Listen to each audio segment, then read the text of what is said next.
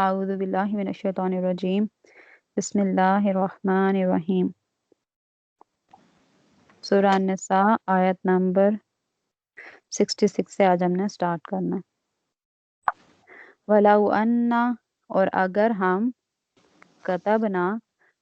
لکھ دیتے یا فرض کر دیتے علیہم ان پر ان اقتلوا کہ قتل کرو تم انفسکم اپنے آپ کو او اخرجوا یا نکل جاؤ من دیارکم اپنے گھروں سے یا اپنے گھر سے ما نہیں فعلوہ وہ کرتے الا سوائے قلیل چند ایک منہم ان میں سے۔ اور اگر ہم ان پر لکھ دیتے یا فرض کر دیتے کہ تم اپنے آپ کو قتل کر ڈالو یا اپنے گھر بار سے نکل جاؤ تو ان میں سے چند ایک کے سوا کوئی بھی ایسا نہ کرتا۔ وَلَوْ أَنَّهُمْ، اور اگر یہ لوگ فعلوا وہ کرتے ما جو یوعظون نصیحت کی جاتی ہے بہی اس کی لکانا ضرور ہوتا خیرن بہتر لہم ان کے لیے واشد اور زیادہ تثبیتا ثابت قدم رکھنے والا۔ اور اگر یہ لوگ وہ کرتے جس کی انہیں نصیحت کی جاتی ہے تو یہ ان کے لیے بہتر ہوتا اور دین میں زیادہ ثابت قدم رکھنے والا ہوتا۔ جی، اس آیت کا شان کچھ اس طرح سے ہے کہ حضرت ثابت بن قیس اور ایک یہودی وہ آپس میں باتیں کر رہے تھے، اور یہودی جو ہے اس نے کہا اللہ کی قسم اللہ تعالیٰ نے ہم پر فرض کیا کہ ہم اپنے آپ کو مارو، مطلب اللہ تعالیٰ نے ہمیں کہا کہ ہم اپنے آپ کو ماریں تو ہم نے اپنے آپ کو مارا، ہم نے اپنے آپ کو قتل کیا۔ اور اس نے ساتھ کہا کہ ہمیں اللہ تعالیٰ نے کہا کہ تم اپنے گھر بار چھوڑو تو ہم نے اللہ تعالیٰ کی بات مانی اور ہم نے اپنے گھر بار چھوڑے۔ تو اس پر حضرت ثابت بن قیس رضی اللہ تعالیٰ عنہ نے کہا کہ اللہ کی قسم اگر اللہ تعالیٰ ہم پر اپنے آپ کو قتل کرنا فرض کرتا تو ہم بھی اپنے آپ کو قتل کر دیتے۔ تو اس ٹائم پہ یہ آیت نازل ہوئی تھی۔ اور اس آیت میں پھر اللہ سبحانہ و تعالیٰ نے فرمایا کہ اگر ہم ان پر فرض کر دیتے کہ تم اپنے آپ کو قتل کر ڈالو یا اپنے گھر بار چھوڑ کر نکل جاؤ تو ان میں سے چند ایک کے سوا کوئی بھی ایسا نہ کرتا، کیونکہ ان میں بہت سارے لوگ منافق بھی تھے اور کچھ جو تھے ان کے ایمان کمزور بھی تھے۔ اور تو اللہ سبحانہ و تعالیٰ اس آیت میں یہ بتا رہے ہیں کہ ہم اگر ان پر اس طرح کا کوئی حکم لاتے تو تھوڑے ہی لوگ اس پر عمل کرتے، زیادہ لوگ جو ہیں وہ بات نہ۔ اور ساتھ اللہ سبحانہ و تعالیٰ نے یہ حکم فرمایا کہ اگر یہ لوگ وہ کریں جس کی انہیں نصیحت کی جا رہی ہے، یعنی آقا کریم صلی اللہ علیہ وسلم کی پیروی، اتباع، اور وہ ان احکام کو مانیں، ان احکام پر عمل کریں جو آپ صلی اللہ علیہ وسلم نے صلی اللہ علیہ وسلم انہیں دے رہے ہیں، ٹھیک ہے، یعنی آپ صلی اللہ علیہ وسلم کے احکامات کو مانیں تو یہ ان کے لیے بہتر ہوتا۔ تو یہ اور یہ زیادہ بہتر بھی ہوتا اور زیادہ ثابت قدم رکھنے والا بھی ہوتا، یعنی ایمان پر خوب جمنے کی علامت ہوتی۔ اگر یہ اس طرح کی باتیں کرنے کی بجائے کہ ہم پر یہ فرض کر دیا جائے اور وہ فرض کر دیا جائے، اس طرح کرنے کی بجائے جس چیز کا انہیں حکم دیا جا رہا ہے، جس چیز کا آقا کریم صلی اللہ علیہ وسلم انہیں حکم عطا کر رہے ہیں، اگر یہ ان پر عمل کر لیں تو یہ ان کے لیے زیادہ بہتر ہو اور یہ ان کے ایمان کو خوب مطلب ان کے ایمان کی ثابت قدمی کی علامت ہو جائے۔ اب اس آیت میں ہمیں یہ سمجھایا جا رہا ہے کہ ہم بھی نئی نئی چیزوں میں غور کرنے کی بجائے اگر اس بات پر غور کریں کہ جو احکامات اللہ سبحانہ و تعالیٰ نے ہم پر نازل کیے ہیں کیا ہم ان پر عمل کر رہے ہیں یا نہیں کر رہے۔ ہاں، اگر ہم ان احکامات پر عمل کریں جن کا ہمیں حکم دیا گیا ہے تو ہمارے لیے وہ زیادہ بہتر ہے، بجائے اس کے کہ ہم نئی نئی چیزوں میں غور و فکر کریں کہ اللہ اگر ایسے کر دیتا نا تو اللہ اگر ایسے کر دے تو ہم یہ ضرور کریں گے، اللہ فلان کر دے تو ہم یہ ضرور کریں گے۔ اس طرح کی باتیں سوچنے کی بجائے اگر ہم ان احکامات کو بجا لائیں جس کا اللہ سبحانہ و تعالیٰ پہلے ہی حکم فرما چکے ہیں تو وہ ہمارے لیے زیادہ بہتر ہو۔ اور ساتھ میں یہ بھی بتا دیا کہ ان کو جس چیز کا حکم دیا جا رہا ہے اس کو بجا لائیں گے، اس پر عمل کریں گے، ہماری نصیحت کو مانیں گے، تو بجائے مطلب تمنا وغیرہ نئی چیزوں کی کرنے کے، تو یہ زیادہ بہتر اور ان کی ایمان کی پختگی کی علامت ہوگی۔ تو بس ہمیں بھی یہ چاہیے کہ نئی نئی چیزوں یا نئے احکامات کی تمنا کرنے کی بجائے جس چیز کا اللہ سبحانہ وتعالیٰ نے پہلے ہی حکم دے دیا ہوا ہے اس پر پختگی سے عمل کریں، یعنی فرائض واجبات وغیرہ پر زیادہ زور دیں، اس کے بعد نوافل عبادات وغیرہ یا جو باقی چیزیں ہیں ان کو کرنے میں کوئی حرج نہیں ہے۔ لیکن یہ نہ ہو کہ ہم فرائض اور ان چیزوں کو چھوڑ کر تو صرف نوافل اور اپنے خود سے پیدا کی ہوئی چیزوں کی طرف بھاگ پڑیں اور اس کو ہی دین کا حصہ، اس کو ہی اصل دین سمجھنا شروع کر دیں۔ اس آیت میں بالکل کلیئر حکم ہو رہا ہے کہ جس چیز کا انہیں حکم دیا گیا ہے اس پر اگر یہ عمل پیرا ہوں تو ان کے لیے زیادہ بہتر ہے۔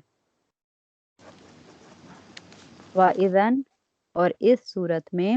لَآتَيْنَاهُمْ ہم انہیں دیتے من لدنا اپنے پاس سے اجرن اجر عظیمہ بڑا۔ اگر وہ یہ کر لیتے، یعنی یہ ساری باتیں مان لیں جو آقا کریم صلی اللہ علیہ وآلہ وسلم انہیں دے رہے ہیں، اگر وہ یہ باتیں مان لیں تو پھر ہم انہیں اپنے پاس سے بڑا اجر دیں گے، اجر عظیم عطا کریں گے۔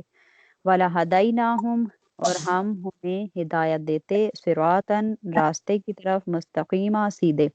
اور ہم انہیں سیدھے راستے کی طرف ہدایت دے دیتے۔ سیدھے راستے کی طرف ہدایت دینا مطلب کہ ان کو اس راستے پر جما دیتے، یعنی سیدھا راستہ ان لوگوں کا راستہ جن پر اللہ سبحانہ وتعالیٰ نے انعام کیا، جو ہم سورہ فاتحہ میں سارا دن پڑھتے ہیں، ہر نماز میں پتہ نہیں کتنی کتنی دفعہ یہ الفاظ دہراتے ہیں کہ ہمیں ان لوگوں کے راستے پر چلا جن پر تیرا انعام، سیدھے راستہ۔ سیدھا راستہ اس سے مراد قرآن و سنت، آقا کریم صلی اللہ علیہ وسلم کی سیرت مبارک اور وہ لوگ جن پر اللہ سبحانہ وتعالیٰ کا انعام ہوا، اس راستے پر اللہ ہمیں چلا، اگر ہم یہ سب کا کام کریں تو اللہ ہمیں اس راستے پر چلا دے۔ اللہ ہمیں توفیق عطا کر فرمائے ہر اس کام پر عمل کرنے کی جس کا اللہ سبحانہ وتعالیٰ نے حکم دیا، آمین ثم آمین۔ وَمَن یُطِعِ اللَّهَ اور جو اطاعت کرے اللہ کی، ورسولہ اور رسول کی، فَأُولَٰئِکَ تو یہی لوگ، مع الذین ان لوگوں کے ساتھ، انعم اللہ انعام کیا اللہ نے، علیہم ان پر، من النبیین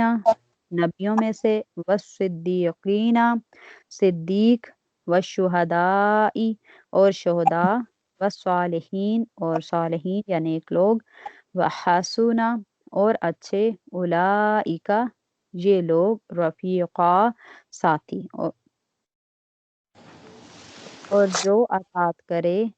اللہ اور رسول صلی اللہ علیہ وآلہ وسلم کی تو یہی لوگ ہیں ان لوگوں کے ساتھ جن پر اللہ سبحانہ وتعالیٰ نے انعام کیا، یعنی انبیاء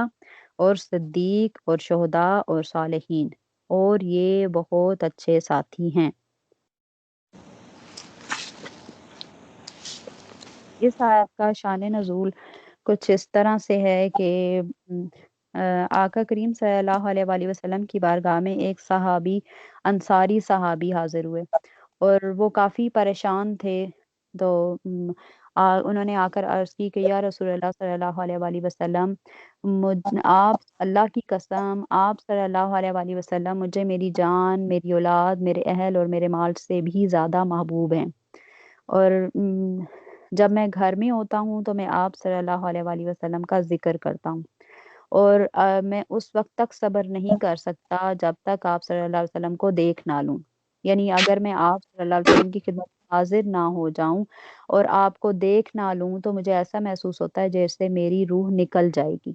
تو اس کے بعد وہ انصاری صحابی جو ہیں وہ رونے لگے، تو آقا کریم صلی اللہ علیہ وآلہ وسلم نے فرمایا کہ تم کیوں رو رہے ہو؟ تو انہوں نے عرض کی کہ یا رسول اللہ صلی اللہ علیہ وسلم، مجھے یہ بات پریشان کرتی ہے کہ جب میں یہ سوچتا ہوں کہ جب آپ صلی اللہ علیہ وسلم کا وصال ہو جائے گا اور ہم بھی اس دنیا سے چلے جائیں گے تو آپ صلی اللہ علیہ وسلم جنت میں انبیاء کے ساتھ بلند مرتبہ میں چلے جائیں گے، اور ہم لوگ جب جنت میں داخل ہوں گے یا میں جب جنت میں داخل ہوں گا تو میں مرتبہ میں آپ صلی اللہ علیہ وسلم سے کم میں ہوں گا، تو یہاں تو میں آپ کی بارگاہ میں حاضر ہو جاتا ہوں، آپ کی صحبت میں رہتا ہوں، آپ کی مجلس میں بیٹھنے کا موقع مل جاتا ہے، تو مجھے ڈر ہے کہ وہاں میں آپ کی زیارت نہیں کر سکوں گا، میں آپ کو نہیں دیکھ سکوں گا، یہ بات مجھے بہت پریشان کرتی ہے۔ تو آقا کریم صلی اللہ علیہ وآلہ وسلم نے ان صحابی کو کوئی جواب نہ دیا۔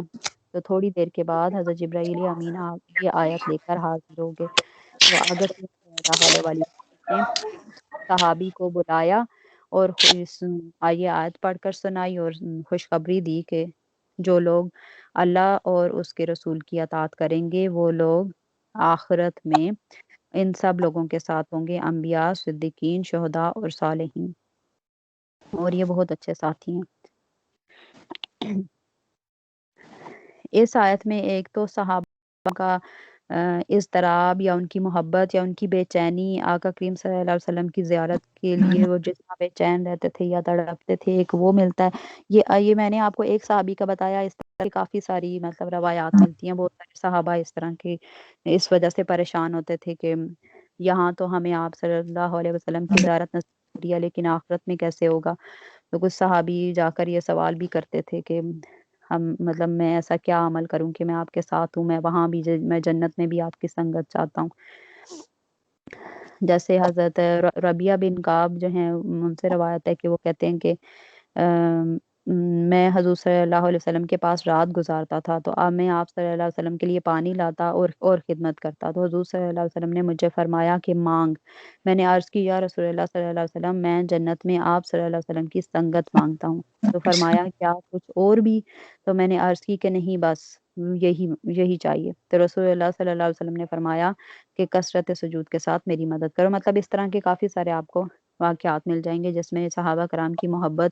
ان کو جنت سے زیادہ اس بات کی فکر تھی کہ ہم آقا کریم صلی اللہ علیہ وآلہ وسلم کی صحبت نصیب ہو جائے، ہمیں آقا کریم صلی اللہ علیہ وآلہ وسلم کی زیارت نصیب ہو جائے۔ تو اس پر اللہ سبحانہ و تعالیٰ نے یہ آیت نازل فرمائی کہ جو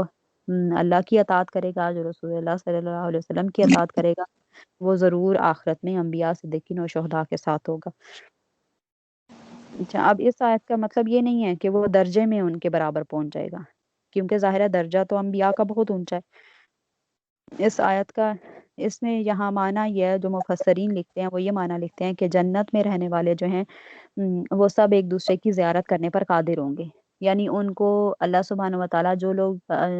رسول کی اور اللہ کی اطاعت کریں گے انہیں اس بات کی اجازت ہوگی کہ وہ انبیاء کی زیارت کر سکیں اور صدیقین و شہداء کو دیکھ سکیں، ان کی بھی زیارت مطلب ان کے ساتھ زیارت کرنے پر قادر ہو جائیں گے۔ اس کا یہ مطلب ہے، ان کا درجہ ان کے برابر نہیں ہوگا، درجہ تو ظاہر ہے ڈفرینٹ ہوگا۔ پھر اس میں نبی کا ذکر آیا ہے۔ نبی وہ انسان ہوتا ہے جس پر وحی نازل ہو اور جس کو اللہ نے مخلوق تک اپنے احکام پہنچانے کے لیے بھیجا ہو۔ دوسرا لفظ استعمال ہوا ہے صدیق، انبیاء کے فوراً بعد صدیق کا لفظ آیا ہے۔ اور صدیق اس شخص کو کہا جاتا ہے جو اپنے قول اور اعتقاد میں صادق ہو، اور یہ کہ جو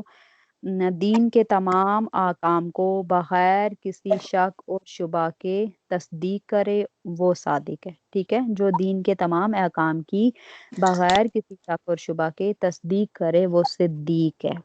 جیسے حضرت ابو بکر صدیق کو صدیق کا لقب ملا ہوا ہے، تو وہ کیوں ملا ہے؟ کیونکہ ایک حدیث ہے کہ آقا کریم صلی اللہ علیہ وسلم نے فرمایا کہ اللہ تعالیٰ نے مجھے تمہاری طرف مبعوث کیا، تم لوگوں نے کہا کہ آپ صلی اللہ علیہ وسلم نعوذ باللہ جھوٹے ہیں، تو ابو بکر نے تصدیق کی اور اپنی جان اور اپنی مال سے میری غمخواری کی۔ یہ صحیح بخاری کی حدیث ہے۔ ٹھیک ہے، یعنی جب سب لوگ آپ صلی اللہ علیہ وسلم کی بات کو جھٹلا رہے تھے، اس ٹائم حضرت ابو بکر صدیق نے آپ کی تصدیق کی بغیر پوچھے۔ اسی طرح واقعہ معراج ہے کہ واقعہ معراج کی جب کافروں نے تکذیب کی، کوئی بھی نہیں مان رہا تھا، تو حضرت ابو بکر صدیق نے کہا کہ اگر محمد صلی اللہ علیہ وسلم ایسی بات کر رہے ہیں کہ وہ واقعہ مطلب وہ معراج کر کر آئے ہیں، اللہ سبحانہ و تعالیٰ کے پاس سے ہو کر آئے ہیں، تو وہ بالکل ٹھیک کہہ رہے ہیں، بغیر کسی شک اور شبہ کے انہوں نے کہا کہ وہ بالکل سچ کہہ رہے ہیں۔ انہوں نے ان کی تصدیق کی اور تبھی سے ان کا لقب جو ہے وہ صدیق ہو گیا۔ پھر اس کے بعد آتے ہیں شہداء۔ شہداء شہید اس شخص کو کہا جاتا ہے جو دین کی سربلندی، اللہ سبحانہ و تعالیٰ کے دین کی سربلندی کے لیے لڑتا ہوا مارا جائے۔ میدان جنگ میں شہید مارا جائے اس کو شہید کہا جاتا ہے، یا وہ مسلمان جس کو ظلم کے ذریعے قتل کر دیا جائے۔ پھر آگے ظاہر ہے ہم نے شہداء کے درجات پڑھے ہوئے ہیں، لیکن ایکچولی شہید وہی بندہ ہے جو اللہ کے دین کی سربلندی کے لیے لڑتا ہوا مارا جائے، اس کی ڈیفینیشن یہ ہوگی۔ پھر صالحین کا لفظ آیا، یعنی صالح نیک مسلمان کو کہتے ہیں وہ مسلمان جس کی نیکیاں اس کی برائیوں سے کئی زیادہ بار یا کئی گنا زیادہ ہوں، جس کی نیکیاں اس کی برائیوں سے کئی گنا زیادہ ہوں۔ اور یہ ان ساروں کا نام لینے کے بعد کہ وہ انبیاء، صدیقین، شہداء اور صالحین کے ساتھ ہوگا، اور ساتھ ہی اللہ سبحانہ وتعالیٰ نے ان لوگوں کی تعریف کی کہ یہ بہت اچھے ساتھی ہیں۔ ذالک فضل، یہ فضل ہے، من اللہ، اللہ کی طرف سے، وکفا، اور کافی ہے، باللہ، اللہ، علیمہ، جاننے والا۔ اور اس چیز کو اللہ سبحانہ وتعالیٰ اپنا فضل فرما رہے ہیں کسی اچھے نیک انسان کی یا انبیاء، صدیقین، شہداء کا ساتھ نصیب ہونا، وہ اللہ سبحانہ وتعالیٰ جو ہیں فرما رہے ہیں کہ یہ میرا فضل ہے، یہ اللہ کی طرف سے فضل ہے، اور اللہ کافی ہے، جاننے والا۔ اب دنیا میں بھی اس سے مراد جو ہے وہ انبیاء، صدیقین، شہداء اور صالحین کی صحبت دنیا میں بھی اور آخرت میں بھی، دونوں جہانوں میں۔ اگر کسی اچھے انسان کا ساتھ جو ہے وہ دنیا میں مل جائے تو وہ بھی اللہ سبحانہ وتعالیٰ کا فضل ہے، اور اگر اس دنیا میں ہمیں کوئی اچھا کام کرنے کی توفیق ہو جائے، یا ہمارے پاس کسی اچھے انسان کا ہمیں کسی کا ساتھ نصیب ہو جائے، یا ہمیں کسی کی صحبت مل جائے، یا کوئی ایسا استاد اچھا مل جائے، تو یہ سب چیزیں جو ہیں وہ اللہ سبحانہ وتعالیٰ کا فضل ہے۔ اگر اللہ سبحانہ وتعالیٰ راضی ہوگا تو ظاہر ہے وہ اچھی صحبت عطا فرما دے گا، اور اچھی صحبت اللہ کی رضا اور اللہ کا فضل ہے۔ یہاں پہ ہمارا ٹاپک آج کا کمپلیٹ ہوا۔